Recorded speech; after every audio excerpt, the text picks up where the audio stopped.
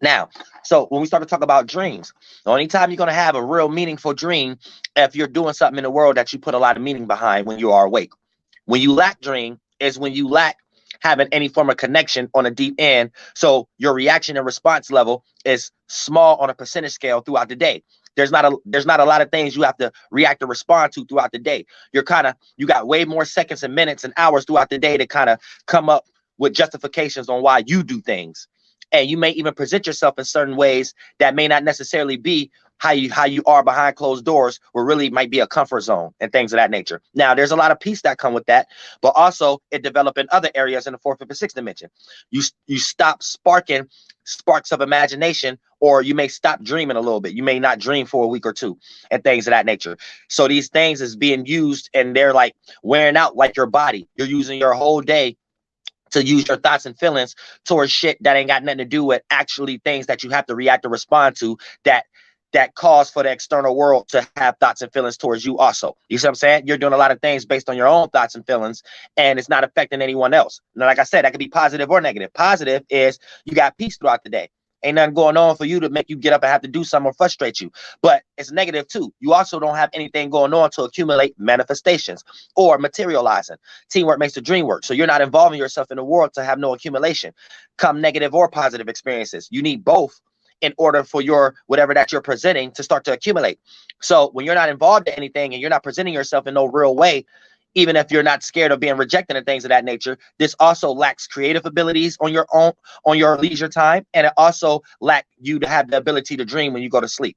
There's nothing to actually dream about. As a spirit, you actually have no experience to spark because you're not actually invested, involved, or interested in anything enough to spark life when you're resting your chakras in your body to spark another chakra somewhere else when you're in resting stage as a spirit, when you're going back to your temple as a fourth, fifth, and sixth dimension. So now that you understand the concept of when you have dreams and when you don't have dreams, now you understand. So it's good when you know when you involved too much with shit. That's when you start to have too many goddamn dreams, especially dreams that you don't even start to agree with and things, and start weird ass dreams and shit like that. You involved in too much shit in life. Time for you to start separating and cutting things loose via people, places, and things. When you not having dreams a lot, right? Or it's time for you to start getting involved. It's time for you to start caring about something. Or is that little peaceful area was cool for you to develop, go back to the esoteric drawing board, get a little bit of God in your life, but now you got enough clairvoyance. Put that shit to test. Do you got faith, belief, and imagination? Whatever you have accumulated and what you think have God gave you, put that shit to the test to see if it's actually God or not. Because it's going to be used as external vessels to represent confirmation if you're being used for God or not, whether it's via rejection or not. And based upon how you react or respond and the mind state you develop and what you accumulate after it, those are going to be confirmations. If you're not even willing to put yourself in those experiences and things of that nature, you're not doing anything. So it's time for you. It's like a north node, south node energy, right? Uncomfortability. Time to force yourself into that, but use the comfort zone as the south node in order for you to not be totally naked or vulnerable when you're presenting yourself in these situations, right? Now,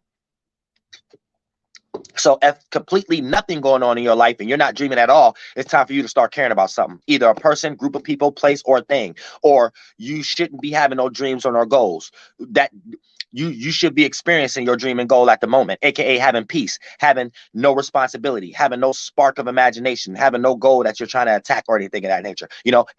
All those things that I just named need other people to be involved in order for anything like that to be successful. So keep that in mind also. Now, when we start talking about, y'all hit that flight button too, because it's real good spiritual game. I'm building your mind right now to get you to understand even the concept of dream in the first place. It's the heaven is nearly a cloud before we start to get into different contexts. Then I'm gonna drop the link. I think I already did, so we can start breaking down dreams and stuff like that. But I got a few descriptions already to kind of get y'all mind warmed up on how to convey of an individual. I'm conveying so much knowledge, a person don't even know where to start to even ask any questions. But at the same time, let's finish breaking it down. So once I broke it down so your mind can fully understand the context of you going into dream world and you being out of dream world, now you understand dream is meanings, and dreams are states of awarenesses that your spirit create to represent the space that you are in. And this is how you even created a body or imagination, or even when you're daydreaming, when you're awake. So you're just going fully to that world, which is not technically a world. That is the space you're in where we create the world. So look at it from that context. You're creating a world from that aspect, not you going to a world that's already there and then you a fake Christian again or a fake Mason. So there's already a God or something like that that created that world and shit like that. Like you keep making third dimensional concepts that you learn from here into other worlds in your mind. That's how you know the shadow government got you. That's when you're going to that space. That's how we created this world. And in that space, you're creating the substance. So your first body is your first mind, and your mind is like a vision, a realm, a quantum field, your own individual particle. And you create an awareness that other people can have them ideas, and your bubble out of that awareness is your own encapsulation of it. The mind is dirty. So that's how it's teamwork makes the dream work, but it's internal, external at the same time. It's us and one at the same time. All of these are simultaneous type things. You see what I'm saying? At these very stages of spirituality, understanding that aspect. Now, when you start to talk about, right, when you create your little mind that you're inside of, right, that's that frequency vibration, that's what that thing is. That's what we're actually calling. Now, that's your world. It can look like a beach. It can look like a cloud. It can look like whatever you make it is. As a spirit, you're no thing flying inside of something you just created to be inside of. And you understanding that once upon a time, you didn't have that experience. You wasn't inside of that and you created that. That lets you know you're using that to understand once upon a time, you wasn't that. You was no thing. But you need that to know that you're something because you're inside of that to represent your individual space because there's always space within space, multiple. So you are a soul. Individual, solo is just a term, not what these things are separate. These are terms that we're calling different transitions of ourselves.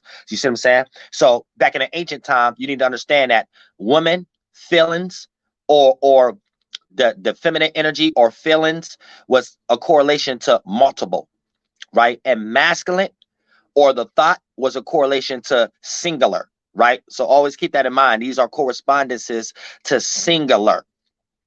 It's a singular and multiple before y'all understand male and female, masculine and feminine. Masculine is a term for singular, feminine is a term for multiple.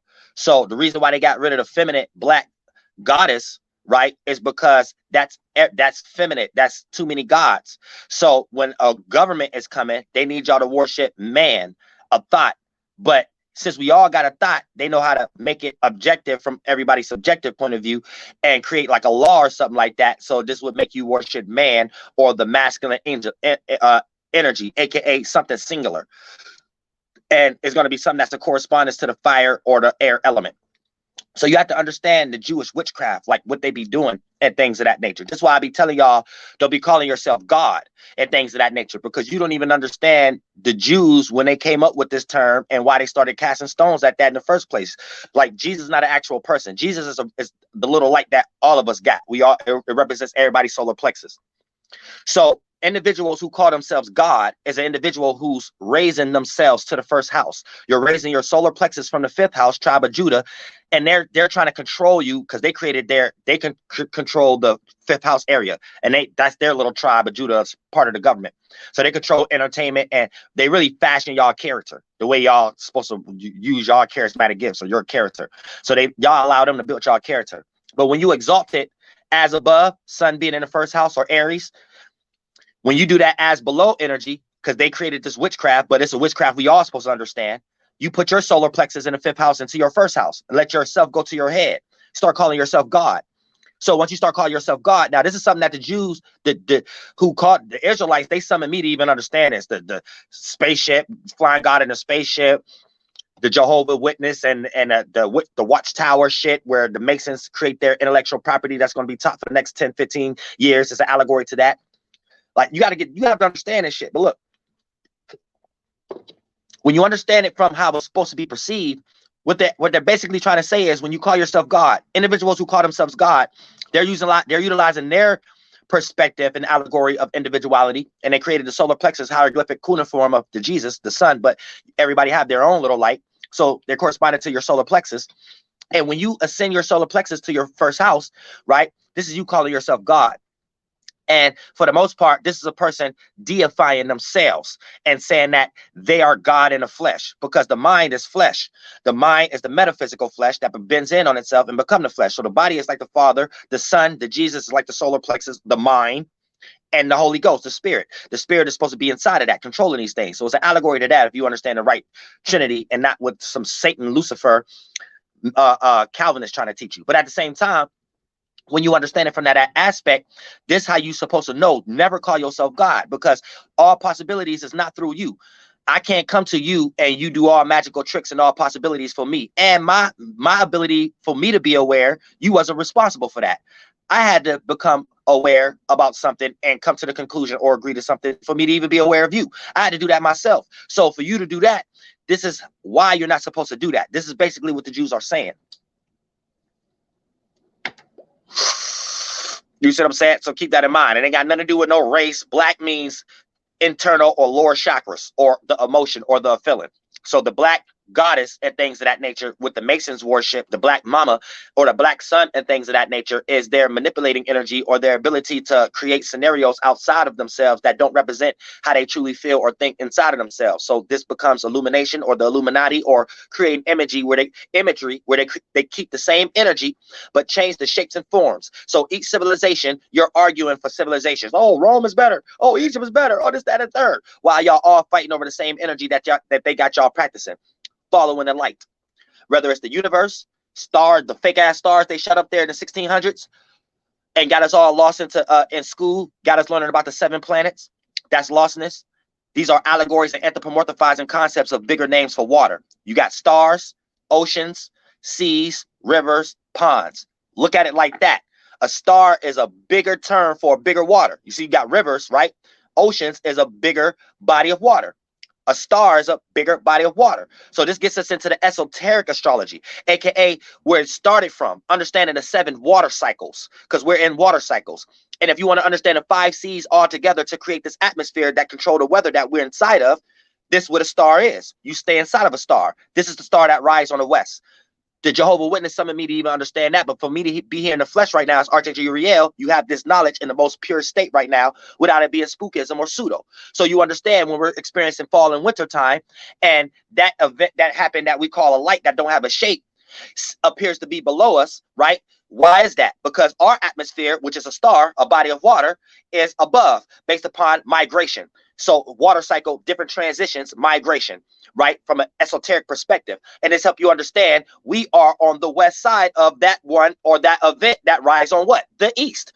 And since it's below and we're on the west, goddamn it, I'm in the flesh right now. And I told you, if you read that motherfucker Jehovah's Witness Bible, it's going to tell you the star rise on the west right now when the new knowledge is on earth right now. We here, y'all. We here. Appreciate yourself right now. You the group of spirits that was here 4,000 years ago. You the group of spirits that was here 2,000 years ago. And you're in that old space with all new accumulation, new shapes and forms. Remember, as a spirit, we're always going to the spirit world with accumulation. We're always trying to go back to where we was at with awareness now. So we keep dirtying up what's nothing, but it allows us to experience what nothing is. So we always trying to find fulfillment.